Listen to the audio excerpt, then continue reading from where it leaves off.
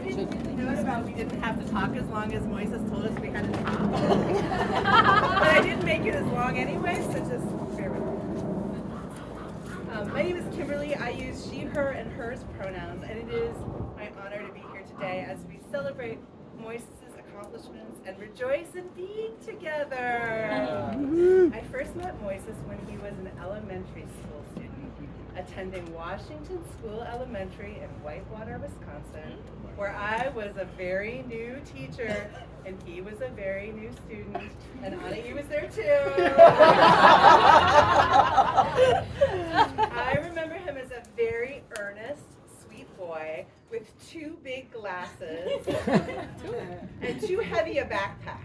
And he was actually a very serious child, but he had a smile that could light up a room and a very infectious laughter. These things have not changed. Okay, right there. And I have to say, for somebody who hung out in the art room a lot, I don't believe he actually was very interested in art. I didn't produce any art. That was not why he was there. I think the appeal for Moises, correct me if I'm wrong, was that it was a messy and safe and welcoming place. Yeah. So following his child's instinct, he was seeking people who saw him, and I was lucky because I did. I saw this sweet, vulnerable kid who so wanted to do well by others and whose heart was just wide open. Sometimes you just click with people, even 5-year-olds. Even though seemingly we have very little in common, we are a generation apart. The universe put each other in each other's path. And that connection has been stretched over the years, sometimes by theology and sometimes by miles and time, but I am forever grateful to call you my friend. So today I have a different vocation, though it is still messy. I still work with community to create a welcoming and safe place. I'm a Unitarian Universalist minister specializing in religious education. That probably just sounds like a lot of syllables to you, so I'm going to unpack it a bit. Unitarian Universalism is a creedless faith. It's a liberal religion that has its roots in Christianity, but today is a community of spiritual but not religious types who claim everything from atheism to paganism, but they share a search for truth and justice that is grounded in love. And I oversee the Sunday school and family ministry at the First Unitarian Society of Milwaukee, Wisconsin. So as an art teacher and a minister, my life's work has always been centered around two things: exploring growth and being in relationship with people across differences, especially generations. And Moises and I share this vocational centering. And when I asked him what he wanted me to speak about today, he said exploring growth, or he said, "Sí se puede," which means, yes, we can. In this case, yes, we can to grow. Can we say that together? Sí se puede. Sí se puede. When he told me that, I said, it sounds like that might be your personal mantra, dear. Right? You see, church and schools both attempt to do this rare and wonderful thing, to bring people together across differences to explore growth.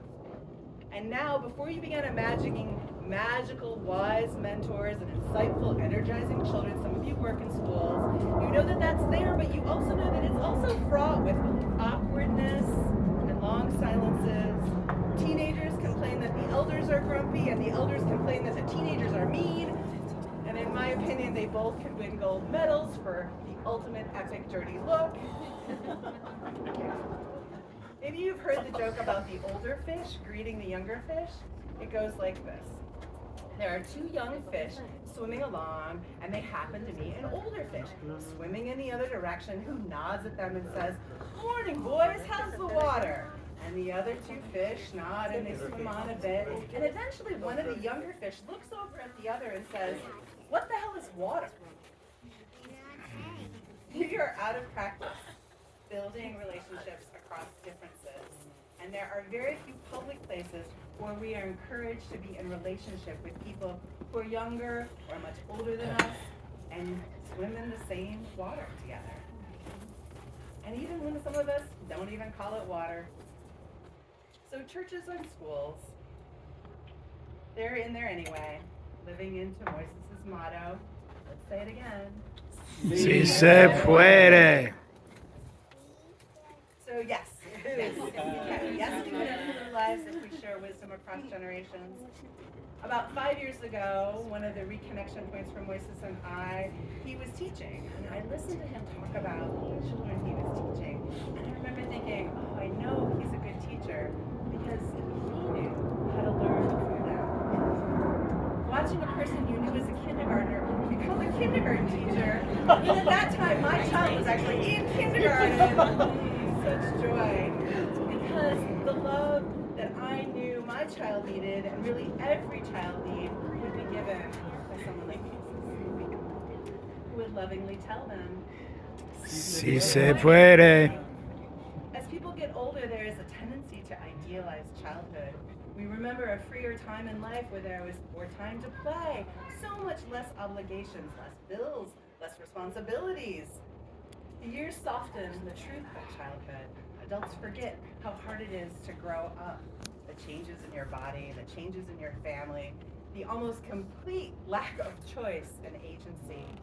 And the adults are constantly asking you, what do you want to be when you grow up? And meanwhile, you're frequently told to act your age, and you just got to that age. And plus, there's a constant requirement to grow and learn and own every change and mature and become. Children often do not get the nurturing care and the guidance that they need and they so crave, and yet they grow. What and who those children grow into tells a lot about their circumstances and sometimes their character. When I met Moises, he was one of those children. He did not have the care and the love that he deserved. Yet, he found ways. He found ways to grow and ways to help others learn to say, Si se puede.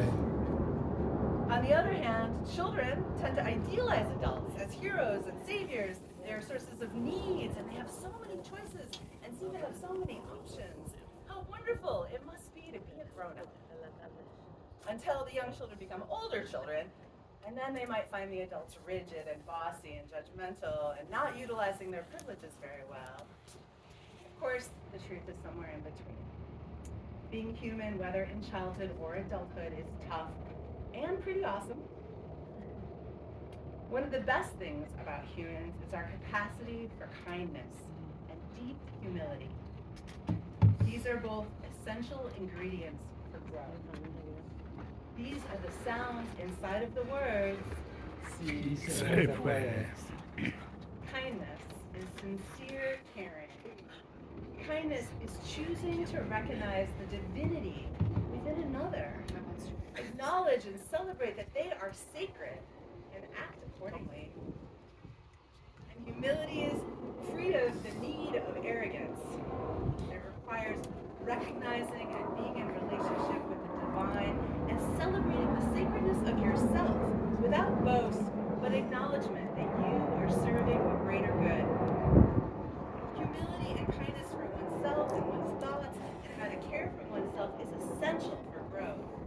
Humility to admit what you do not know and explore the growing edges of your own limitations. And kindness to be gentle with yourself when you feel that pain of failure and forget that it is through failure that we often learn most. Existentialist author Samuel Beckett's mantra was, try again, fail better. However, to practice true humility and kindness, to make what is best in us grow, we must extend it outside of ourselves. Humility and kindness need to find community to flourish. We need one another. It is not si puedo, yes I can, but Si se puede.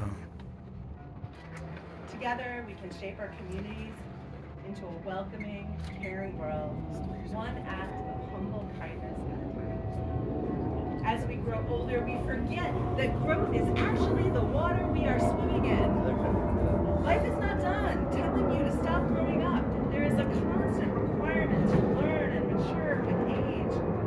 We are growing whether we attend to our growth or not. So I humbly suggest that as long as you are alive, you explore growth, and that you continue to find people who tell you you should and you can. But the only thing that truly lasts when we are gone is the kindness that we have internalized in the next generation. The kindness that others are carrying around inside of themselves, the love we created together. Blessing these, Moises, for all the love that you have collected here today, all this collective efficacy that you nourish and generate in this wild world. Know that you are profoundly loved. Know that we all in our hearts believe. Si se puede.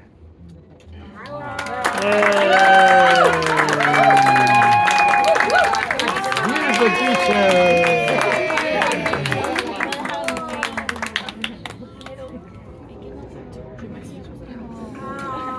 Well, go eat, go